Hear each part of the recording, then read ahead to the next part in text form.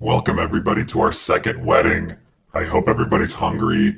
We've got goose. Oh, goose! Die Gans! My favorite!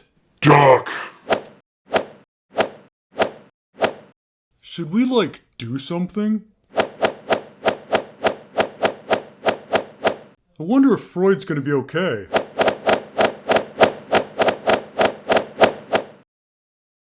So, who should I choose to be my Lord Commander?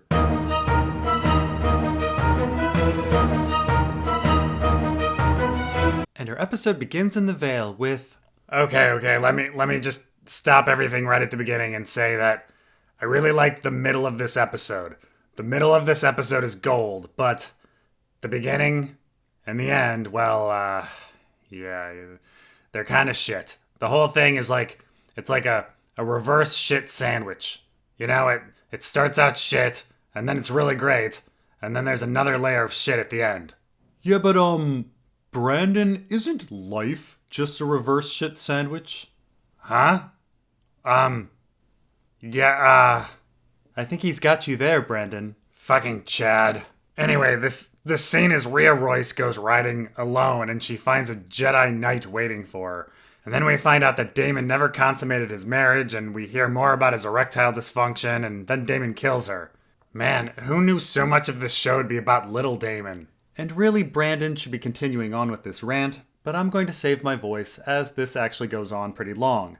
So, first off, I find it really weird that Daemon straight up murders someone. I thought Daemon was supposed to be a morally gray character. He kills criminals cruelly, but they were criminals. And then he kills pirates, and he's reckless attorneys. He makes bad jokes, he likes sex workers, he makes moves on his niece. He's a button pusher, a prankster, an edgelord. Hey, let's steal a dragon egg and pretend we're pregnant and get married. Fun times. That's so Daemon. I mean, after all, the source material says he's supposed to be both beloved and reviled at the same time. But here, nope, he's a straight up murderer. There is no ambiguity, there's no excuses, no possibility for sympathy or redemption. Daemon is straight up evil. We have no relatable reasoning or emotional state explaining why Daemon is doing what he's doing. The best excuse why Daemon is killing his wife now is that he can show up to Rhaenyra's wedding as a single man and try to steal her away, even though it's established that Daemon is fine with polygamy, which just makes him appear like a psychopath. What's odd is that Ryan Condal says that he came up with this scene because he read Fire and Blood and read the bit about Rhea Royce's death and thought, this sounds fishy. Daemon definitely killed her. But did Daemon definitely kill her? In the source material, Rhea Royce is hawking, which is done in groups, and Daemon was in the Stepstones fighting a war, and Rhea survived several days before dying, implicating no one. Not to mention there's no motive for killing her at this moment in time. This was the 18th year of their marriage. Was it to marry Laena Velaryon? Because he could have done that years earlier. I mean, the source material absolutely hates Daemon Targaryen and accuses him of murder many times. But here they only trash him for returning to the Vale to try to steal an inheritance, which he does have in fact a very good claim for as a widower. So the text is being actively ungenerous to Daemon, yet it doesn't accuse him of murder. At best, one could say that maybe Daemon was involved in conspiring to kill his wife. Maybe. With the text being very ambiguous. But that's being really, really generous. Reading Fire and Blood and saying, boom, yes, Daemon killed his wife and we need a scene of him doing this is just a really weird reading and a really weird choice for the show. We've moved a character from being gray to straight up evil based on nothing really. In fact, in all of Fire and Blood, the most evil thing that Daemon Targaryen definitely does is killing the Sea Lord of Braavos' son in a duel and helping execute Vaemond Velaryon for treason. A straight up factual murder, not a rumor, never happens. It's just kind of weird that the show is making Daemon much worse than the purposely biased source material is. Now, don't get me wrong, I'm no book purist, but how does making a character unambiguously evil add to the story? But beyond the scene being thematically off, logically speaking, how on earth is this scene happening? Did Daemon fly in knowing that Rhea was going to go hunting that day, at that exact time, on that route? How did he know that? He hasn't seen her in years. And where the hell is Caraxes? Did no one see him fly in on this huge dragon? No one?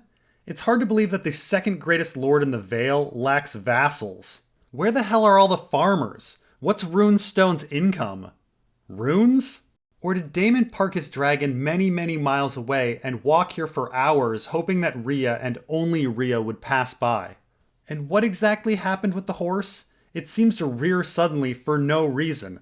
Some people claim that Daemon made a move to spook it, but no, I rewatched the scene many times. He doesn't do that. The horse rears for no reason after Rhea grabs her bow, and then Daemon moves and tips the horse over.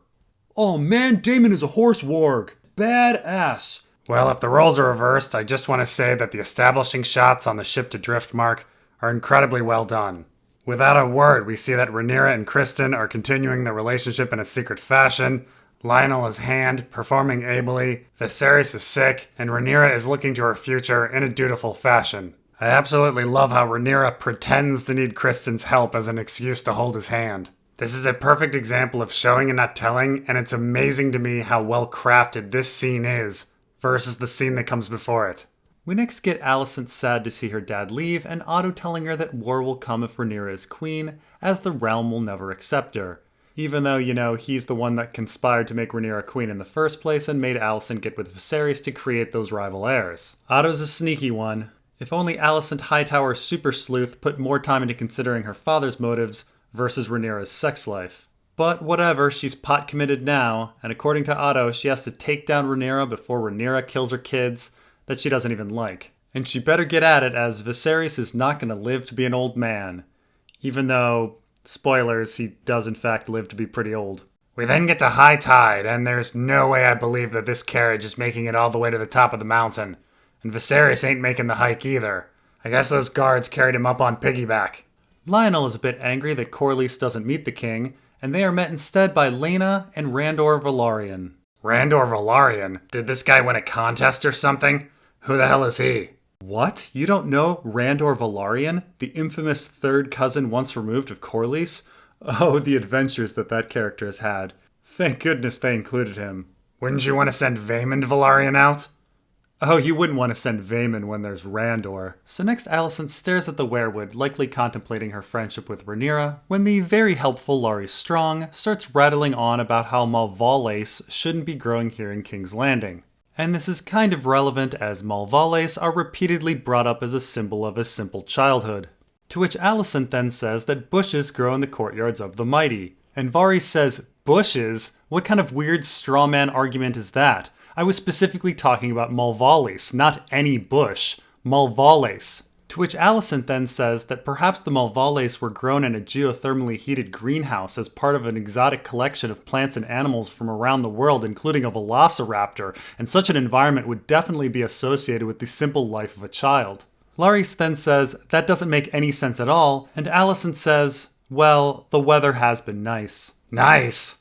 Well, I suppose it has been like Braavosi weather. Anyway, Larys lets Alicent know that the king sent abortion tea to Rhaenyra, and Alicent, being the super sleuth and good friend that she is, doesn't consider the fact that perhaps Viserys simply didn't believe his daughter, and goes right to thinking that Rhaenyra actually did have sex with Daemon. Meanwhile on Driftmark, Viserys discovers that Corlys is really into miniatures too, though he doesn't really know how to play Dark Elders very well. And they are soon joined by Rhaenys, dressed as a pirate wench. And Viserys quickly realizes that the reason Corlys didn't come to meet him was that he was in the middle of some sort of kinky role-playing. Viserys can relate as he imagines himself some sort of mutant magus when having sex with Alicent. Whatever the case, the marriage deal is clinched, the two great Valyrian houses will join, and their children, once on the Iron Throne, will take the name Celtigar.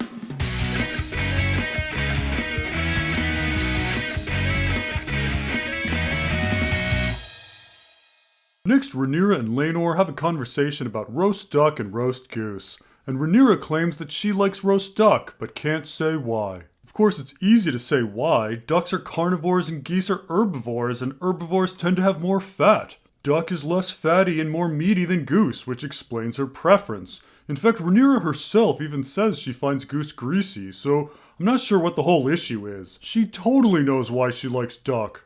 Well, I guess all of those theories about Rhaenyra wanting to enjoy goose with Alicent were off.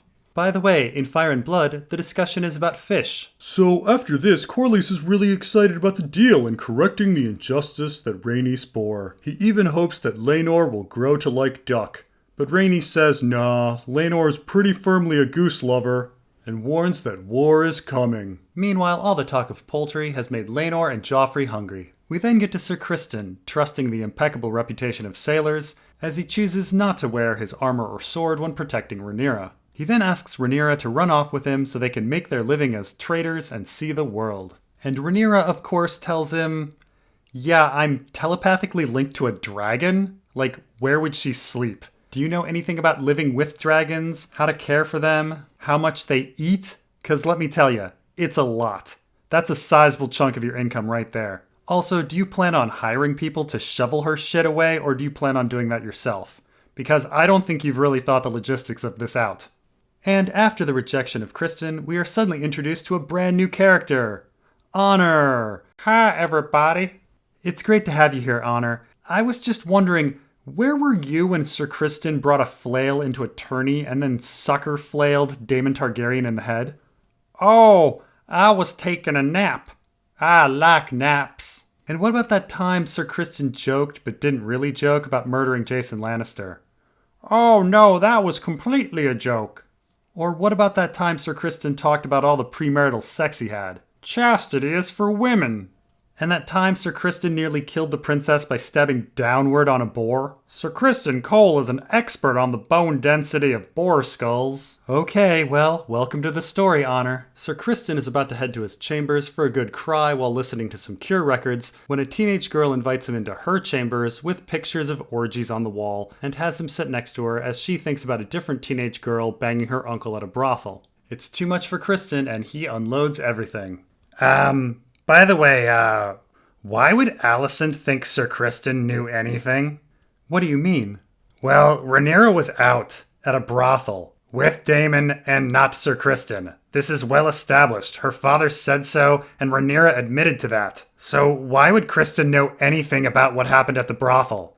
I mean, if she really wanted to know the truth, wouldn't she ask the people charged with cleaning her clothes or members of the city watch who may have been at the brothel?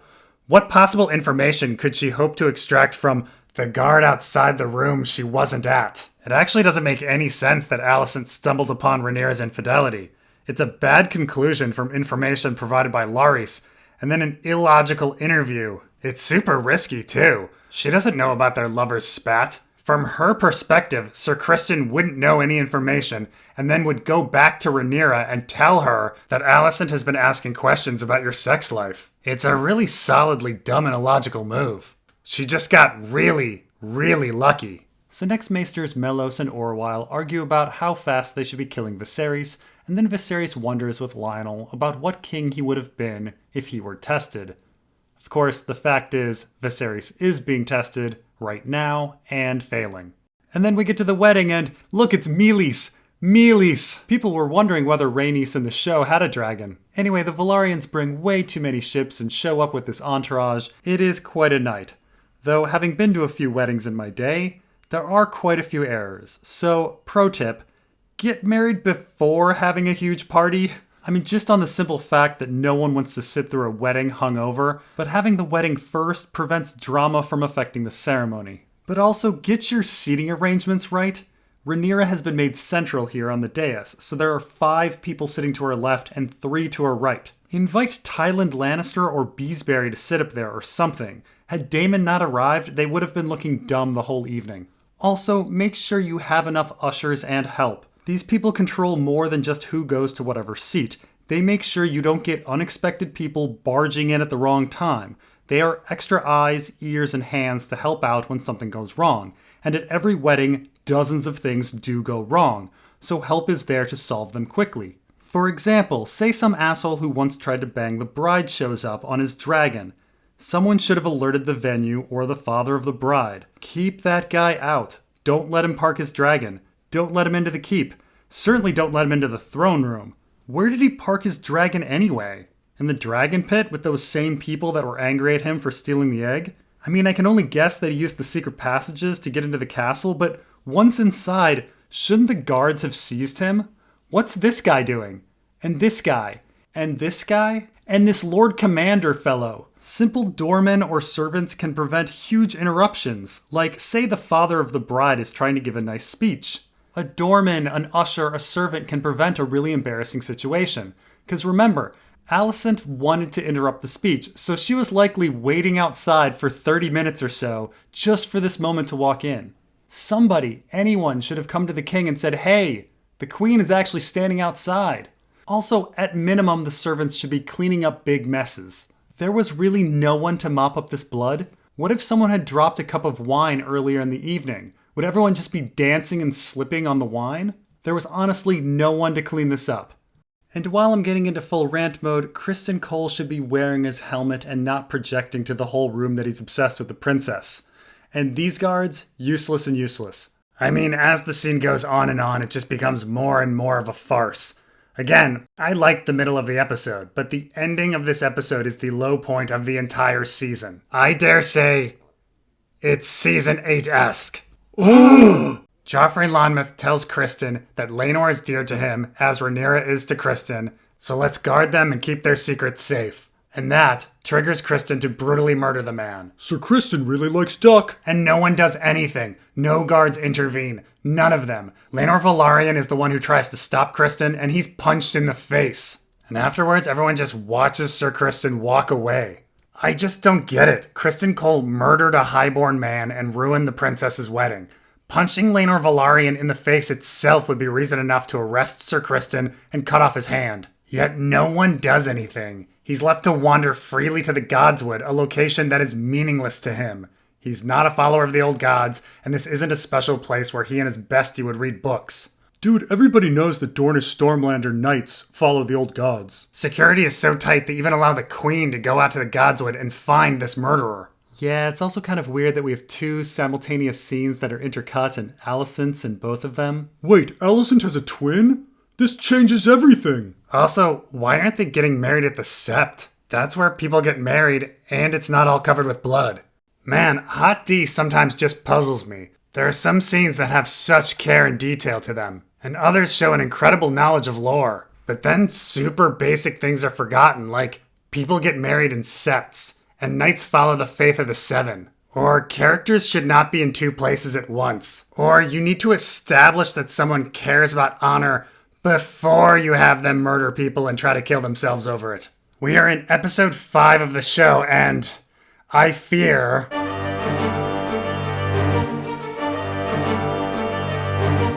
And for those who are going to try to make excuses for the scene, just let me stop you. No, Alicent did not vouch for him. She couldn't have. She was on the dais.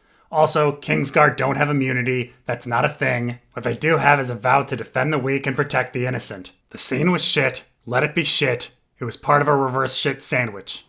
Oh, what have I done? I have forsaken the vows that I took before the Seven. Please, Black Goat of Cahor, forgive my sins. Give me direction. I just love duck so much.